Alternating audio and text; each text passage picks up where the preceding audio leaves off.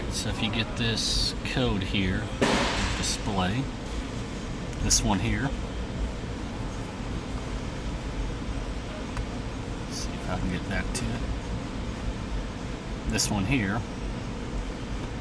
what you want to check is the filter for your hybrid battery.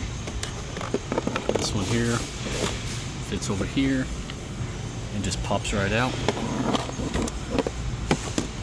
You want to take the little filter out and go ahead and clean it. Take a compressed air, blow out the filter, and clean it up. Check inside, make sure nothing else is inside there. And you do got two of these, one on the passenger side, one on the driver's side.